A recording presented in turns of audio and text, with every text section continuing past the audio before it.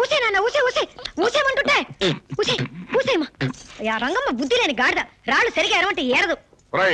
ఎందుకురా ఊసావు? అమ్మ ఊసేమంది ఊసేశాను. ఎందుకే ఊసేమన్నా? ఎందుకేంటండి? అంత పెద్ద రాయి కొరికిన చప్పుడైతేను మీకు వినపడలేదా?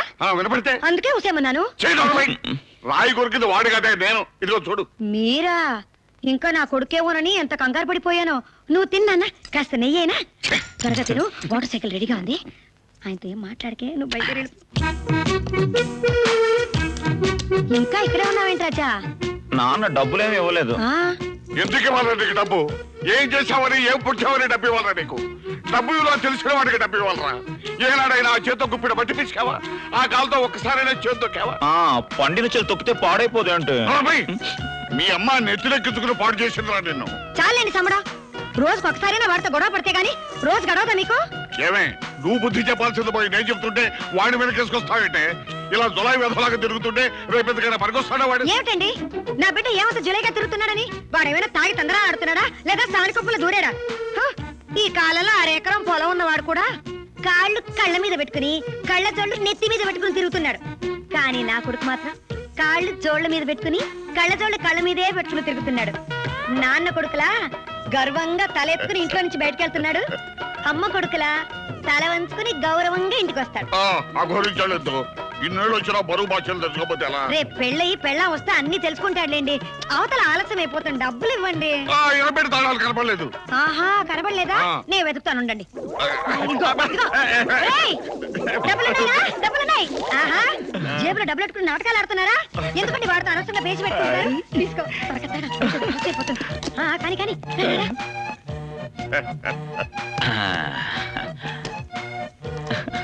మెల్లిగా నాన్న, మెల్లిగా. ఈ తాత ఎక్కడ చచ్చాడు? ఒరే ఒరే తాతయ్య! అమ్మగారు, ఏమిటో తిప్పుకుంటూ వస్తున్నావు? మళ్ళీ వేద కథలు చెప్తావా? లేదమ్మగారు, కట్టింగ్ కోసం వెళ్ళానండి.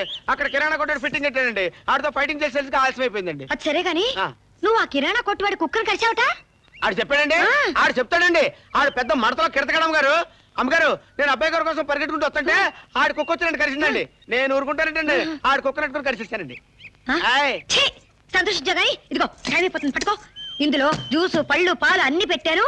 6 గంటకు ఒకసారి బాబుకు అందిస్తూ ఉండు. అలాగే అమ్మగారు, కొంచెం ఎక్కువ పెట్టారు కదండి.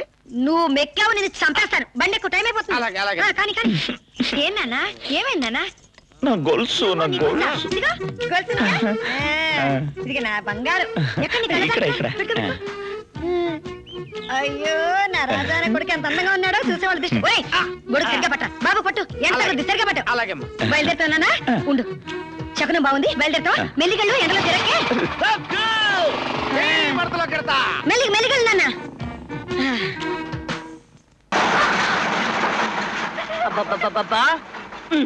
ఏమండి, అసలు మీకు బుద్ధుందా? ఇంతకీ ఇప్పుడు నా బుద్ధితో నీకేం పని వచ్చింది? ఏమొచ్చిందా? అమ్మాయికి 18 వెళ్ళి 19 వచ్చింది. పొద్దునగా బయటకు వెళ్ళిన అమ్మాయి ఇంతవరకు ఇంటికి రాలేదు. అదిగో వస్తాంది కదే. ఆగవే, ఇప్పుడు దాకా ఎక్కడికి వెళ్ళావు? అత్తగారింటికి. ఎందుకు? అదే మాటమ్మా, ఆడపిల్ల నాకెప్పటికైనా అత్తగారింటికి వెళ్లాల్సిందే కదా. ఎన్నాళ్ళిలా మిమ్మల్ని నా గుండెల మీద కుంపట్లా కూర్చోపెట్టుకొని చెప్పండి. వయసొచ్చిన ఆడపిల్ల తన మొగుడిని తను వెతుక్కోకపోతే నలుగురు నానా మాటలు అంటారమ్మా. చూసావా, ఇంత వయసొచ్చిన దీనికి ఓ లవ్వు సాంగు లేకుండా కూర్చుంది.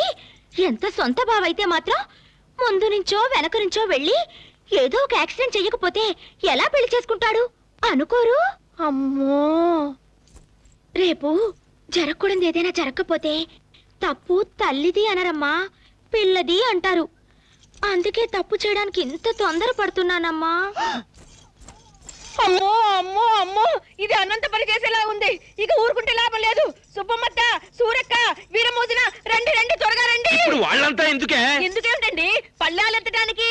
పళ్ళాలు ఎత్తడం ఏంటి? తాంబూలాలు మార్చుకోవడానికి అన్నయ్య గారింటికి వెళ్ళాలండి. మీరు త్వరగా చొక్కా వేసుకోండి. అమ్మమ్మమ్మో, ఎన్ని పనులు. దీనికి ఏదొచ్చినా పట్టలేమండి బాబు.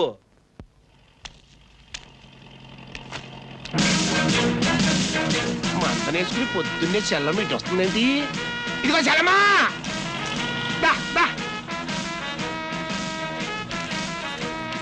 బాగున్నారా బాగారు?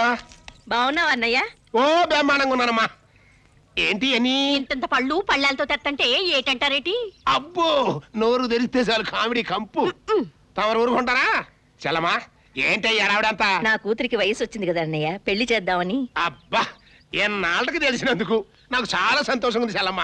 నేనే చాలా సార్లు అందాం అనుకున్నా, ఏమో మళ్ళీ మీకు బయట ఇచ్చుకునే ఉద్దేశం ఉందేమోనని ఊరుకున్నా. భలేవాడివే, అన్నయ్య కొడుకుండగా కాదని బయటికి ఎందుకు వెళ్తాను? నాకు తెలిసే మీరు ఇలా వస్తారని, అందుకే మా సిట్టి గారిని కూడా తిడుతున్నా, ఎన్నాళ్ళు ఇలా కామెడీగా తిరిగి చేస్తావు, పెళ్లి చేసుకో అని. అలాగా మరి సంబంధాలు ఏమైనా చూస్తున్నావా బావా? నేను మరీ కామెడీలే బావా, నిన్ను కాదని నేనెందుకు సంబంధాలు చూస్తాను? అంటే కొంపదీసి నన్ను చూడమంటావా ఏంటి? నా ఎరికలో కన్ను ముక్కు దిక్కు మొక్కు లేని దిక్కుమాలిన పరువు తక్కువ సంబంధం ఎక్కడుందబ్బా? ఎక్కడో ఎందుకుంటుందబ్బా, మీ సంబంధం లేదు. అంటే మాదంత పరువు తక్కువ సంబంధమా? ఇంతకీ మీరు వస్తుంది నా ఇంటికేనా? మీ ఇంటికి దేనికి? దేనికేంటి, మీ అమ్మాయిని మా చిట్టుగాడికి చేయడానికి. నీ కొడుక్కి నా కూతుర్నిచ్చి చేయడమా? మేము వెళ్తున్నది పెద్దన్న ఇంటికి, వాళ్ళ రాజాకిచ్చి చేద్దామని.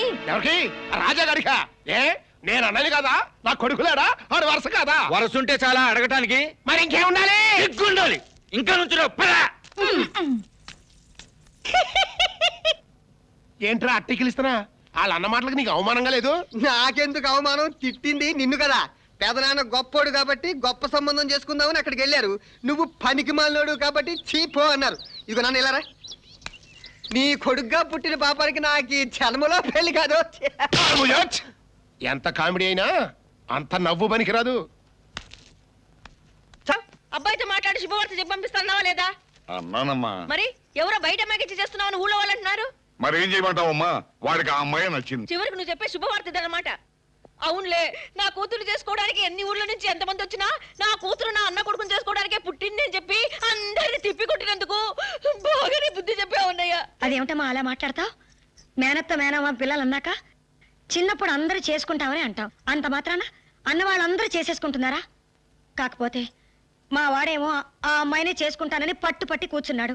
మమ్మల్ని ఏం చేయమంటావు చెప్పు? ఇప్పుడెందుకే ముక్కు చీతుకుంటావు? నా వాళ్ళని నువ్వు అనుకుంటే చాలదే. ఆ ప్రేమాభిమానాలు అవతల వాళ్ళకు కూడా ఉండాలి. రాజాబాబే నీ మొగుడని చిన్నప్పటి నుంచి దానికి నూరిపోసి లేనిపోని ఆశలు కల్పించి దాని మనసు చెడగొట్టావుగా, అనుభవించు. చూడమ్మాయి, అయ్యిందేదో అయిపోయింది. మీ అమ్మాయికి 100 కాసులు బంగారం పెడతాను. మంచి సంబంధం చూడు, 2 పెళ్లిళ్ళు ఒకే పద్ధతిలో చేద్దాం, మొత్తం ఖర్చునే పెడతాను.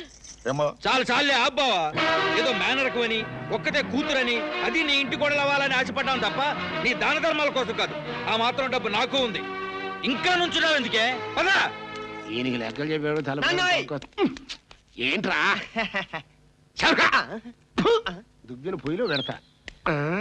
ఏంటి చెల్లాయ్, పళ్ళాలు మళ్ళీ వెనక్కి వచ్చేస్తున్నాయి. అసలే పళ్ళాలు మొయ్యలేక సత్తుంటే మధ్యలో ఈడొకడు మా ఇద్దరు గొడవని ఏదో కర్మ. వెళ్ళేటప్పుడు తప్పించుకుంటే ఇప్పుడు దొరికాం. ఆయన నీకేం తక్కువ చెల్లమ్మా, ఆ అన్నయ్య కాదంటే ఈ అన్నయ్య లేడా, ఈ కొడుకు లేడా? పదలే మన ఇంటికి పోయి తాంబూలాలు మార్చుకుందాం. అంతగా గతి లేకపోతే నా కూతురు మెడకు పెద్ద బండ గట్టి నూతులోకి తోసేస్తాను గాని నీ ఇంటికి కోడలుగా పంపిస్తానా? ఫు! పద.